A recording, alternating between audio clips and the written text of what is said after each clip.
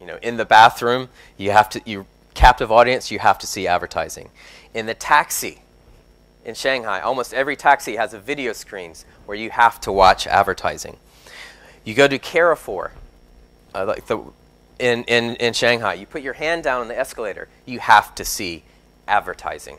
Okay, so we think that internet word of mouth actually plays a very important part in the purchase decision, and that's whereas traditional advertising I think helps with awareness, right? But when you get down to actually really searching for details about the product, okay, and where you really want to evaluate alternatives to see if the product, say it's a mobile phone, if this is the right mobile phone for me, and when you make your final purchase decision, and then you go and you write about it, okay, online, that actually will impact the purchase decision.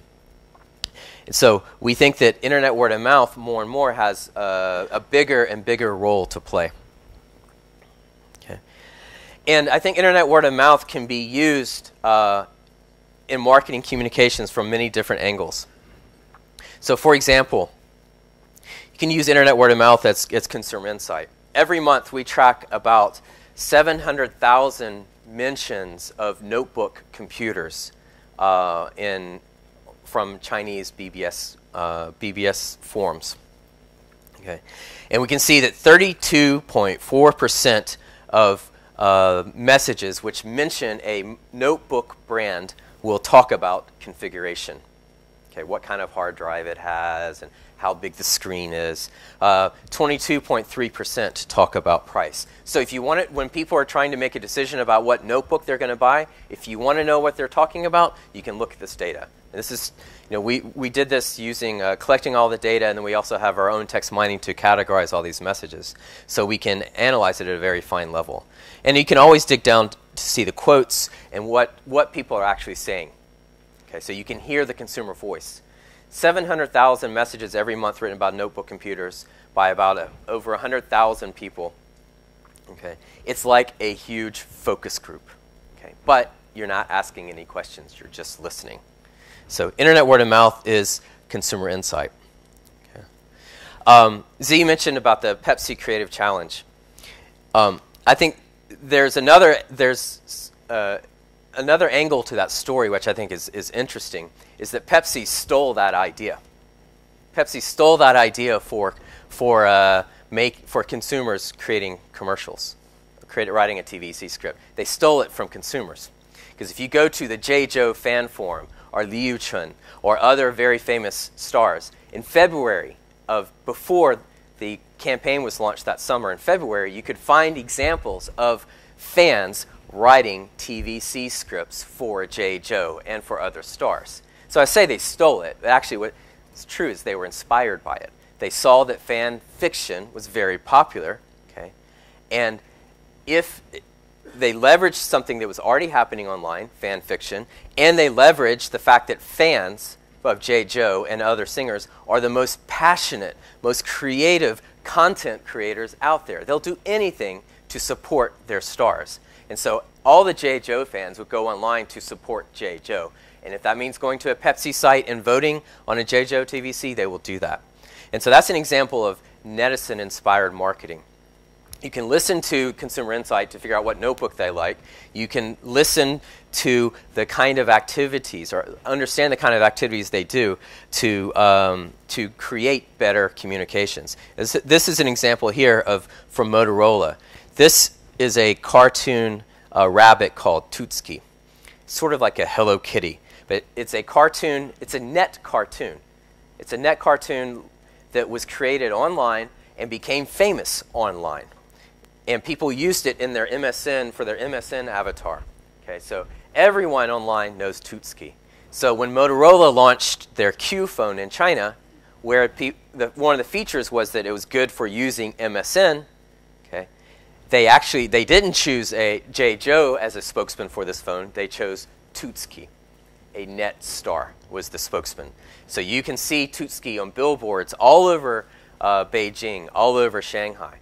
So this is an example of, just like Pepsi, of riding the wave. You can listen to your consumers online, understand the kind of activities they do, understand what they like and what they don't like, and create creative communications on top of that.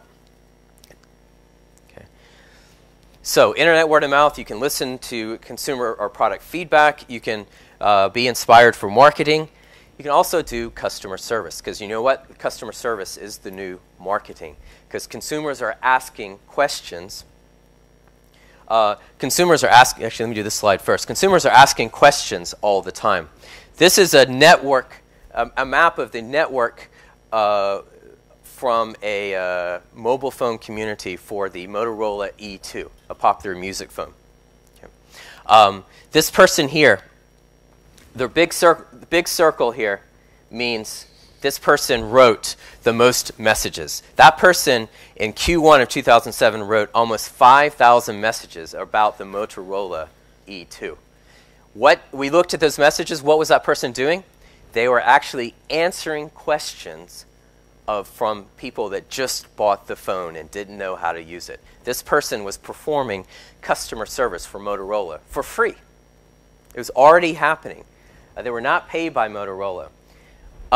There are some BBS sites now, automobile sites, who have set up a customer service section for different manufacturers so that consumers can ask questions about cars, and then someone from Toyota can give an official answer. Okay. And then the answer, is rated as being good or bad. And so now you can look at Toyota versus Honda versus Ford about their customer service record online of helping customers or not. Customer service is the new marketing. You can empower your customers to help with your customer service. Okay. You can actually even design new products based on consumer comments. And if you don't, they will. Here's an example of this is from a Camry owners group in Guangzhou. They didn't like the fact that the alarm buttons and the key were separate. Okay? It was like the alarm buttons and the door opener was a separate piece than the key. They wanted to have an all-in-one piece. Right? Have the key and the buttons all together. So what did they do? They created a key with the buttons all together.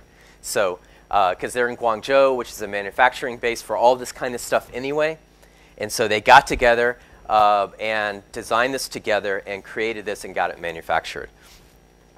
So I think that you can see that the power of internet word of mouth. There is the scary stuff like some of these examples about McDonald's and people protesting against McDonald's.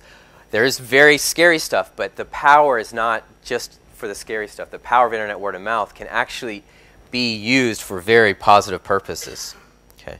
And wrapping up, I think it's important to understand internet word of mouth from different perspectives. First, it is a media. Okay, just like newspaper, just like magazine, it is a media that's published, that's influencing opinion. Okay, the difference is you have 210 million publishers in China, right? And it's actually, for many, it's more trusted than traditional media.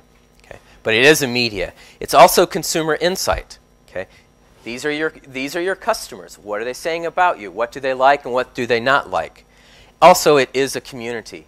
It gives you an opportunity to connect to the community. It's just like the Pepsi Creative Challenge. It engaged, that contest engaged the fan clubs online to actually create new creative, to create a TVC. Okay. And, we talked, I think Z mentioned about the shifting, the balance of power between consumers and brands. And as you can see the internet word of mouth can be used for market research, it can be used for marketing, it can be used for PR, to understand purchase influence, for customer service, and for product design. So there's actually, the consumers are very active. They love talking about brands, products, and services. And if you listen, there's so much that you can learn from them.